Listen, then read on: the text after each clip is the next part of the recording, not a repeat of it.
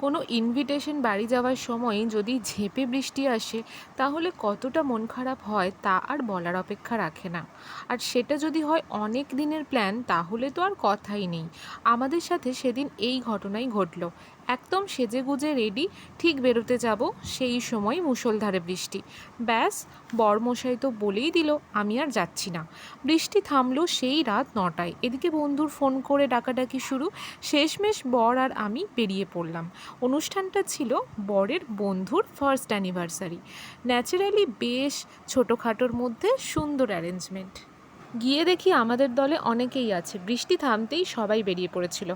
প্রচণ্ড মজা হলো। একটা দাদা ওদের পোজ দেখাচ্ছিল আর ওরা সেটাই এক্সিকিউট করছিল। তারপর শুরু হলো খাওয়া দাওয়া। স্টার্টারে চিকেন পকোড়া, আর মেন কোর্সে ছিল ডিমের ডেভিল, কাসুন্দি, আর ছিল চিকেন বিরিয়ানি আর চিকেন কষা। যেহেতু বৃষ্টির ওয়েদার ছিল সেজন্য খুব ভালো করে খাওয়া দাওয়া করতে পেরেছি। পুরো অ্যারেঞ্জমেন্টটাই ওদের রুফটপে হয়েছিল, যার জন্য ঠান্ডা ঠান্ডা হাওয়া আর তার মধ্যে বিরিয়ানি খাওয়া, পুরো জমে ক্ষীর। মনে হচ্ছিল ভাগ্যিস বৃষ্টিটা হলো।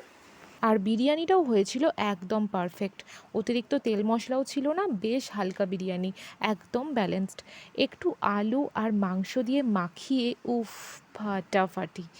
একটু রাত হয়ে গেলেও আমরা কিন্তু মজা করতে ছাড়িনি। তোমাদের জন্য রইল কিছু ঝলক।